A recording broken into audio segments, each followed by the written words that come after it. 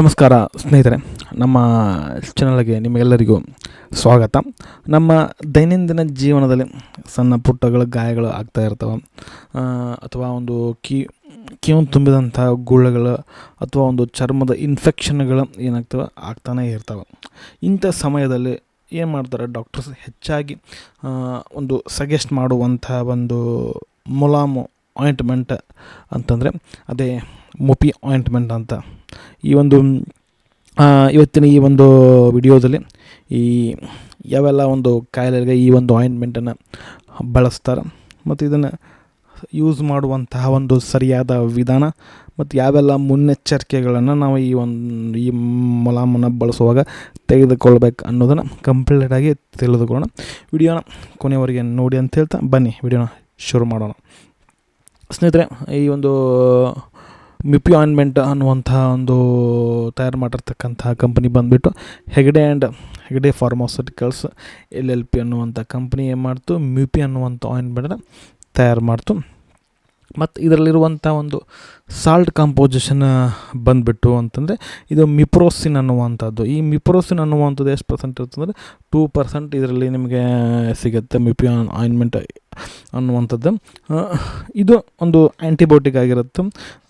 ಚರ್ಮದ ಮೇಲೆ ಇರುವಂಥ ಬ್ಯಾಕ್ಟೀರಿಯಾಗಳಿಂದ ಆಗುವಂಥ ಏನಾಗುತ್ತೆ ಸೋಂಕಿರುತ್ತಲ್ಲ, ಈ ಚರ್ಮದ ಮೇಲೆ ಬ್ಯಾಕ್ಟೀರಿಯಾಗಳಿಂದ ಆಗುವಂಥ ಸೋಂಕನ್ನು ತಡೆಯಲು ಇದನ್ನು ಬಳಸಲಾಗ್ತದೆ.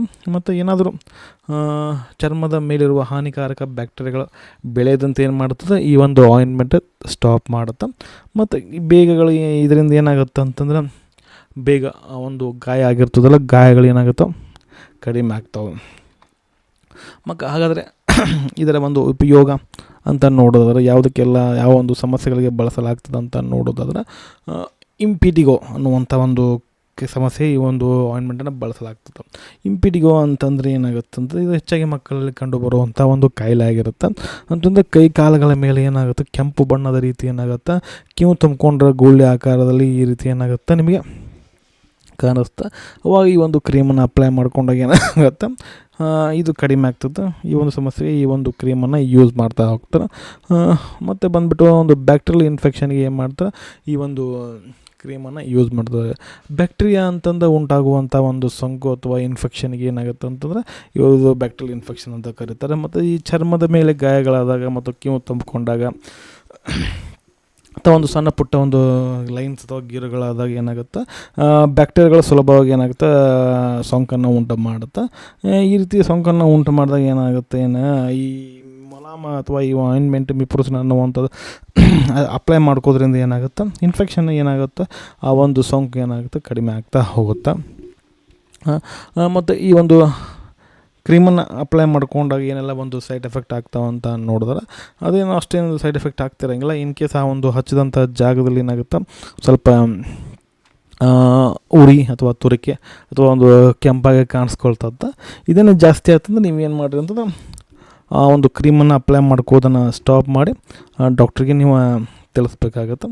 ಏನಾದರೂ ಕೆಲವೊಂದಿಷ್ಟು ಮುನ್ನೆಚ್ಚರಿಕೆ ಕ್ರಮಗಳನ್ನು ನಾವು ನೋಡಿದ್ರೆ ಏನೆಲ್ಲ ಗಮನಿಸ್ಕೊಳ್ಬೇಕಂತ ಈ ಒಂದು ಕ್ರೀಮನ್ನು ಅಪ್ಲೈ ಮಾಡ್ಕೊಂಡಾಗ ಅಂತ ನೋಡಿದ್ರೆ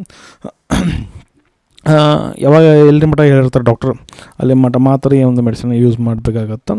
ಜಾಸ್ತಿ ಯೂಸ್ ಮಾಡಬಾರ್ದು ಪ್ರಮಾಣವನ್ನು. ಮತ್ತು ನೀವಾಗಲೇ ಡಾಕ್ಟ್ರ್ ಹೇಳಿದ ಮೇಲೆ ನೀವಾಗಲೇ ಅದನ್ನು ಯೂಸ್ ಮಾಡಬಾರ್ದು. ಮತ್ತು ಮಕ್ಕಳಿಗೆ ಯೂಸ್ ಮಾಡಬೇಕಂತಂದ್ರೆ ಡಾಕ್ಟ್ರ್ ಸಲಹೆ ಪಡೆಯಿರಿ ಅಂತ ಹೇಳ್ತೀನಿ. ಮತ್ತು ಏನಾದರೂ ಬದಲಾವಣೆ ಅಂದರೆ ಒಂದು 2-3 ದಿನ ಆಯಿತು ಕಡಿಮೆ ಆಗಲಿಲ್ಲಪ್ಪ ಅಂತಂದರೆ ಏನು ಮಾಡಿರಿ ಅಂದ್ರೆ ಡಾಕ್ಟ್ರನ್ನ ಸಂಪರ್ಕಿಸಬೇಕಾಗತ್ತೆ ಸ್ನೇಹಿತರೆ. ಮತ್ತು ಇದರ ಒಂದು ಡೋಸೇಜ್ ಅಂತಂದರೆ ಅದು ಅಡ್ವೈಸ್ಡ್ ಬೈ ದ ಡಾಕ್ಟ್ರ್ ಅಂತ ಹೇಳ್ತಾರೆ. ಎಷ್ಟು ದಿನ ಹೇಳಿರ್ತಾರೋ ಅಷ್ಟು ದಿನ ಅಪ್ಲೈ ಮಾಡ್ಕೋಬೇಕಾಗತ್ತೆ. ಮತ್ತು ಆ ಒಂದು ಡೋಸೇಜ್ ಪೇಷಂಟ್ ಕಂಡೀಷನ್ ಮೇಲೆ ಏನಾಗುತ್ತೆ ಒಂದು ಡೋಸೇಜ್ ಹೋಗ್ತಾ ಇರುತ್ತೆ. ಯಾವುದೇ ಮೆಡಿಸಿನ್ ಲಾಂಗ್ ಟರ್ಮನ್ನು ಯೂಸ್ ಮಾಡೋ ಹಾಗಿಲ್ಲ. ಇನ್ ಕೇಸ್ ನೀವು ಏನಾದರೂ ಒಂದು ಪ್ರಿಕಾಷನ್ಸ್ ಅಪ್ಲೈ ಮಾಡ್ಕೋಬೋದ ಕ್ರೀಮನ್ನು ಏನೋ ಪ್ರಿಕಾಷನ್ಸ್ ತೊಗೋಬೇಕಪ್ಪ ಅಂತಂದ್ರೆ ಮೊದಲಿಗೆ ಏನು ಮಾಡಿ ಅಂತಂದ್ರೆ